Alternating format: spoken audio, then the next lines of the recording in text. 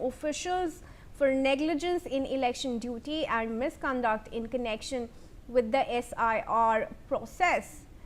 The Commission has also directed the State Chief Secretary to initiate disciplinary proceedings against these officials, exercising its powers under Section 13C of the Representation of the People Act.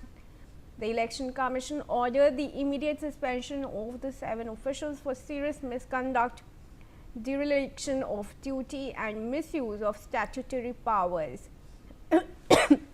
Excuse me. The Commission has also instructed the Chief Secretary of West Bengal to ensure that disciplinary action is initiated without delay by the respective cadre controlling authorities, and that the Commission is informed about the action taken. Renik Datta is there with us to get us more details on this. Renik, what exactly have these officials done to have these charges invoked on them?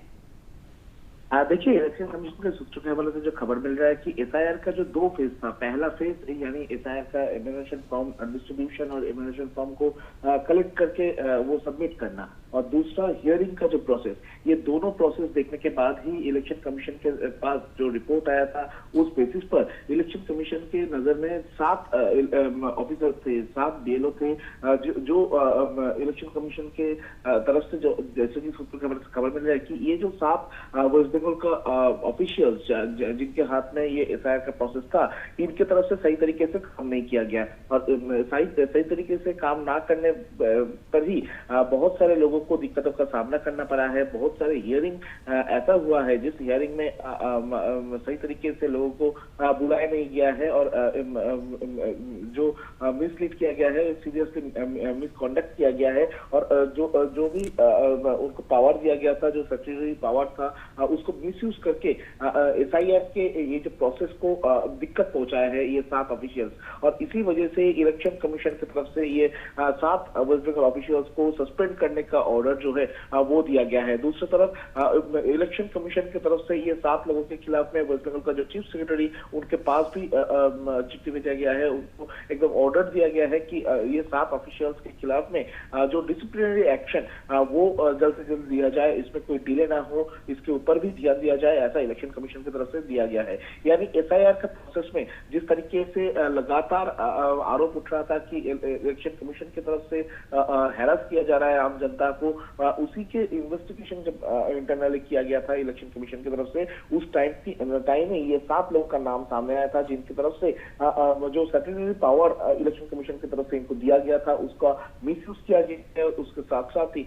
Mislead किया गया है बहुत सारे लोगों को, और जिस तरीके से एसआईआर का प्रोसेस होना चाहिए था उसको मिसकंडक्ट किया गया है, और इसी वजह से ही इलेक्शन कमीशन की तरफ से ये 7 लोगों को आइडेंटिफाई करने के बाद ये 7 लोगों को सस्पेंड किया गया है, और इनके खिलाफ में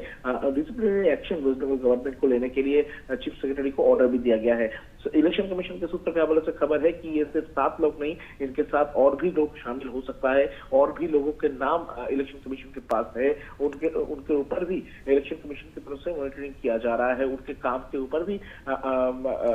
रिव्यू कमेटी के तरफ से रिव्यू किया जा रहा है, और उसके बाद ही अगला जो एक्शन वो एक्शन इलेक्शन कमीशन की तरफ से लिया जा सकता है। यानी बोल सकते हैं एसआईआर का प्रोसेस को लेकर वेस्ट बंगाल गवर्नमेंट की तरफ से या तो तृणमूल कांग्रेस की तरफ से भी लगातार जो सवाल इलेक्शन कमीशन के ऊपर उठाया जा रहा था, उसी का जवाब जो है वो अभी ईसीआई की तरफ से दिया जा रहा है। इलेक्शन कमीशन की तरफ से स्पष्ट किया गया है कि जो लोग एसआईआर का प्रोसेस के साथ शामिल थे, उनके मिसलीड की वजह से, उसके मिसकॉन्डक्ट की वजह से एसआईआर का ये जो प्रोसेस, इसमें प्रॉब्लम का सामना आम जनता को होना पड़ा है, और इसी वजह से ये 7 लोगों को पहले तो आइडेंटिफाई करके इनको सस्पेंड करके इनके खिलाफ में डिसिप्लिनरी एक्शन लेने का ऑर्डर जो है वो इलेक्शन कमीशन ऑफ इंडिया की तरफ से दिया गया है। जी रेनिक, धन्यवाद आपका।